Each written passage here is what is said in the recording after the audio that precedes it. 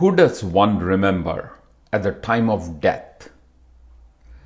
It's a question without an answer. The material body, this entity, is non-existent, as you know, to answer this question. Be it a natural death or an unnatural one like an accident, at that last flickering moment of death, the flame of light lights up to full intensity before it is blown out. At that final moment, lasting a fraction of a second, a thought arises. In that thought, we remember an entity. Krishna in the Gita declares that in the reincarnated life to follow death, we end up acquiring the characteristics of the person or entity that we remember at the time of death. Whichever state of being one remembers, that state the person shall attain without fail. The entity you remember at the time of death will depend, of course, on the entity you meditate while you are alive. If you meditate on goodness and have overwhelming love for a person, then at the time of death, you would remember goodness and the person you love. A person worried about his or her wealth may die thinking about all the wealth he or she is going to lose once they die, and that will haunt the individual again. If you die with hatred, you're born again with the characteristics of hatred. For a true devotee, the divine is always present in thoughts and actions, even at the time of death. After death, the devotee transcends and attains liberation or is reborn with pious characteristics. How do you remember at the time of death? It is key at the time of death we have the divine or supreme in our mind. But Gita provides an instruction set to keep the supreme in our thought process, particularly in that final moments of death. The divine is implying you need to be prepared for death, as it can come with absolutely no warning. As we all know, death is certain. We are not permanent. It is not if we die, instead it is when we die. As we saw in the video on the types of believers, by the way, I'm giving a link to that video in the description below. Krishna describes and defines three types of believers or devotees. One who acquires or eager to keep hoarding, or you could call that individual the acquirer. One who is inquiring for truth and is keen to understand and follow. You could call that individual the inquirer. And lastly, one who has reached a level of spiritual maturity through learning and has the requisite knowledge to continue the journey. And let's call this individual the knower. Krishna gives an instruction set for all these three types of devotees: the acquirer, the inquirer, and the knower. Let's look at the acquirer first. Planning is needed actually by the acquirer compared to the inquirer or the knower. By that I mean planning to make sure he or she remembers on who remembers at the time of death. The natural tendency of an acquirer is to be attracted towards objects. The acquirer likes to hoard.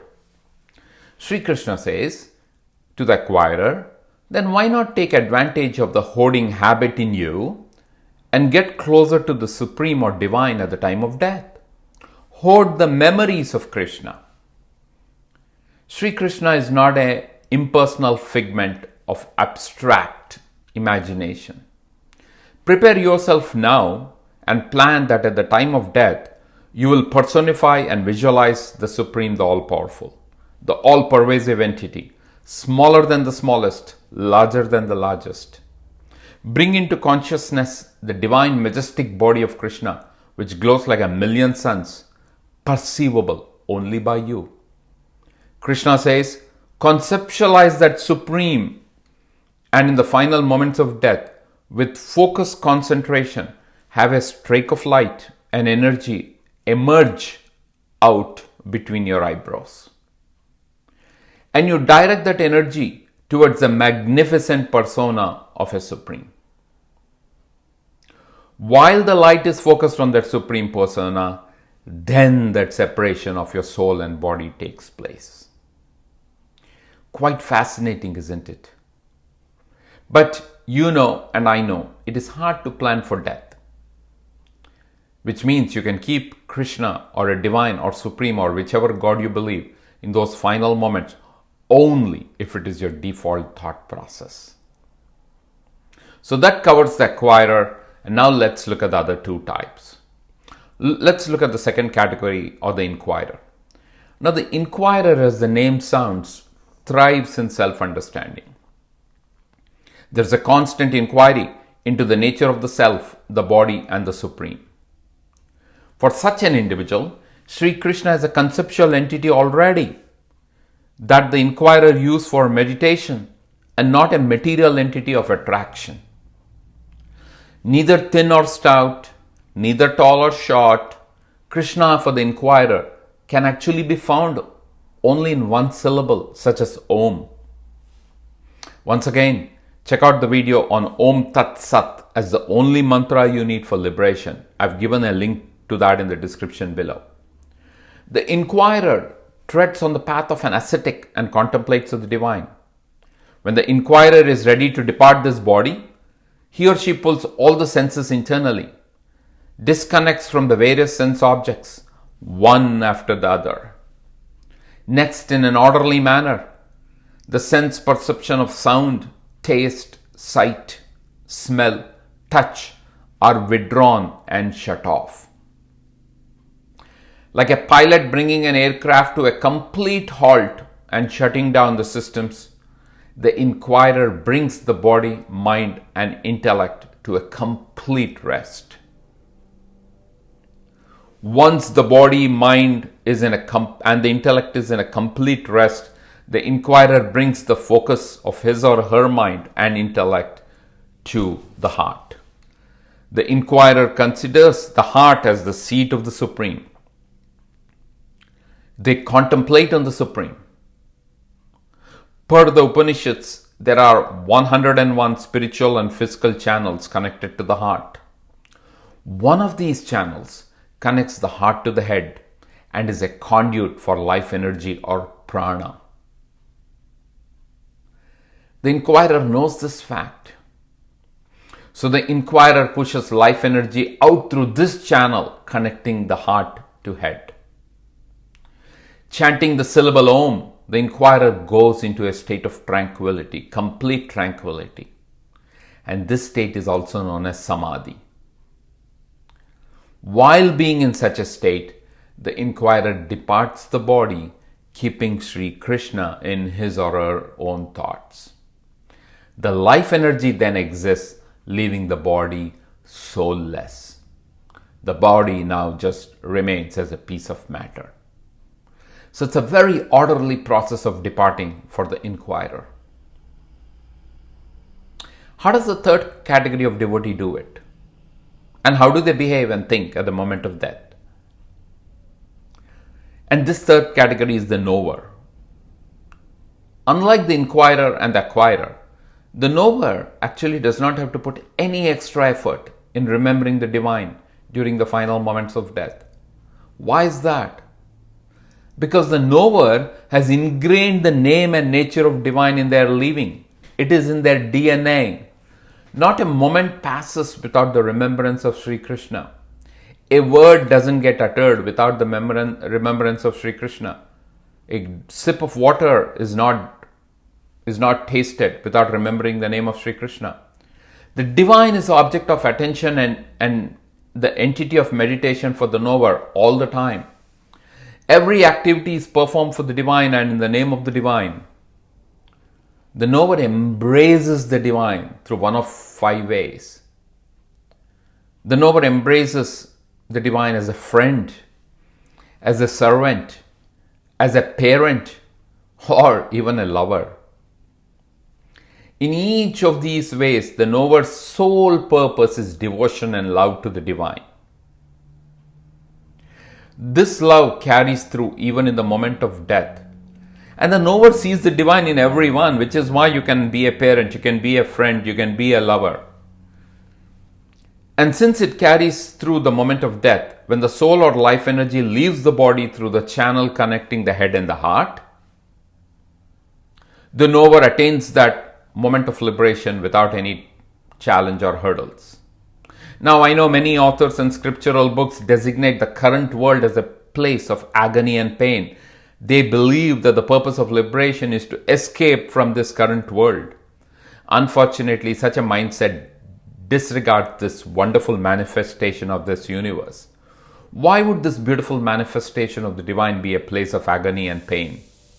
Our karma, our choices, and our attitude towards life actually decide the outlook of our living. So why do we have to keep blaming this place? Our spiritual maturity helps us define our own individual experiences, and that is the one that actually defines agony and pain.